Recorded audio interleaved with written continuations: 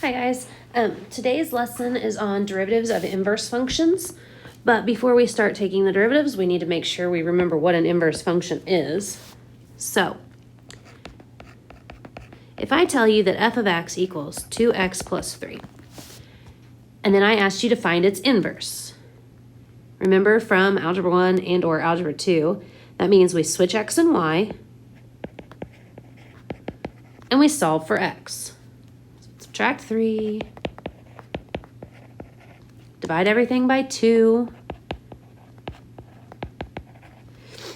and I'm going to take this a little bit farther because there'd be a 1 here, so this would be 1/2 x minus 3/2 equals, and since this is the inverse, I'm going to call it f inverse of x.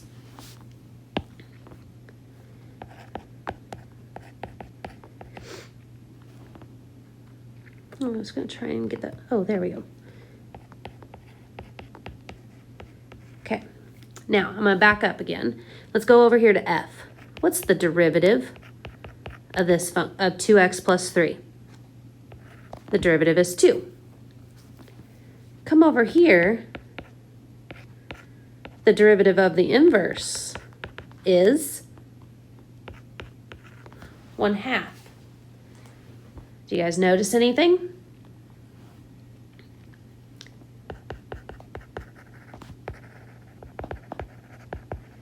The derivative of the inverse is 1 over the derivative of the original, which is kind of cool. We are going to use that to our advantage here in a minute.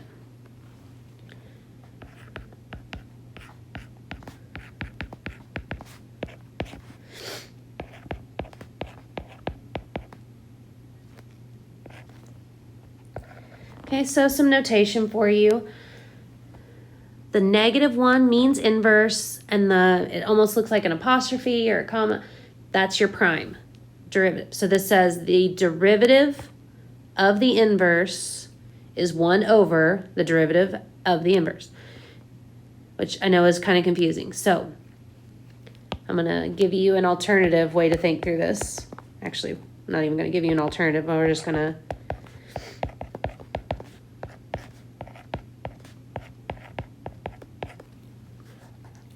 I'm going to give you just a cheat to take these.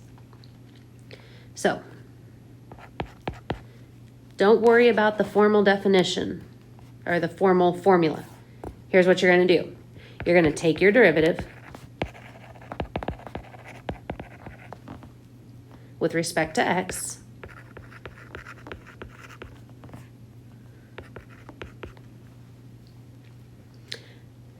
you're then going to evaluate your derivative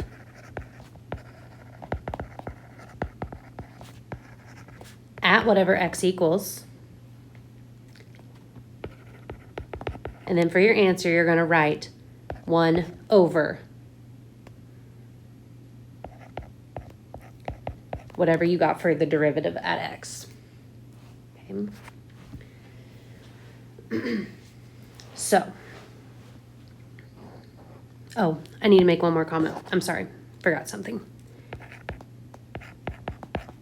The biggest mistake that I see students make is with this that I just wrote in blue. When you have the original function, what's inside the parentheses is x. The inverse switches the x and the y. Okay? So, why I tell you that is like, look at this problem here. Let f of 3 equal 7. I personally have to do this myself. The first thing I do is I write down, sorry guys, which one's x and which one's y. F of x equals 7. So x is the 3, y is the 7. Okay, now, look what I told you to do. We take the derivative with respect to x. So I know I have to have the derivative. Then we're going to evaluate the derivative at x. Well, what is x? X is 3. Here's why I wanted you to label which one's x and y. then we're going to write 1 over that answer. Well, 1 over, were we told what f prime of 3 was? Yes, we were. So I've got 1 over 2/3. We don't divide fractions. Instead, we multiply by the reciprocal, which gives me 3/2. So the answer to the derivative of the inverse of that first question is 3 over 2. Okay, now we're going to do that again on this problem. Let g of 1 equal 5. So first thing I do is I label x and y. It sounds so childish, but I promise it will help you keep track of what piece goes where in these problems. Then I'm going to run through my process. I take the derivative, so that would be g prime of x. Well, what is my x value? 1. Then I'm going to write 1 over that answer. So I've got 1 over, where we told what g prime of 1 was, 9/5. So my answer would be 5/9. Okay, so that's how we work through a problem when we're told the answers. We won't always just be told the number of variables. Sometimes, like these problems, we'll be given an equation. So f of x equals 2x to the 5th plus x cubed plus 1. F of 1 equals 4. Here's x, here's y. I know it sounds so cheesy. Trust me. This here is telling me take the derivative of the inverse. So systematically, I'm going to first take the derivative. That'd be 10x to the 4th plus 3x squared. Then I'm going to evaluate my derivative at x. What is x? 1.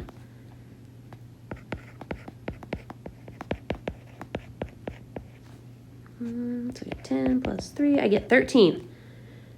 Then I'm going to write 1 over my answer.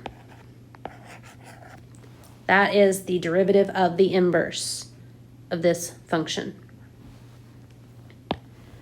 Okay, again, I'm given a function. I'm told f of 1 is 10, so x, y. Calculate f inverse prime, that means derivative of the inverse. I take the derivative. I evaluate my derivative at x. Gosh darn it, I'm so sorry, guys. I keep hitting my home button.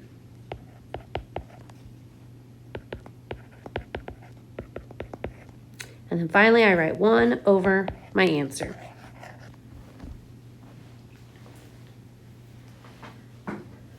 Okay, one more, and this one's a little more complicated. I've got this function, f of 0 equals -1, so here's x, here's y. I see f inverse prime, derivative of the inverse. Why this one's a little more complicated is I've got a chain rule because of this guy, and I have a quotient rule. So my u is going to be -3x, which then means fu would be negative e to the u, be -3, negative e to the u. We multiply those two things together. Two negatives make a positive, so I'd have 3 e to the -3x.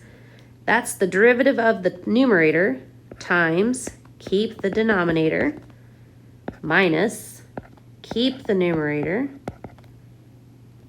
Derivative of the second, or the denominator, would be 2x, all over the denominator squared. Okay, so yes, typically I would then go through all the work to simplify, clean this up, but do we know the value that we want to plug into this problem? Yeah, we know we want x to be 0. So don't go through all the hassle of plugging or of simplifying if you know what x is. Let's go ahead and replace x with 0.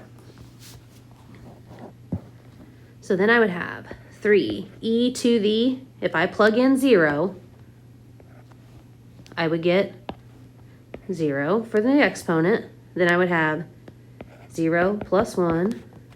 2 negatives make a positive.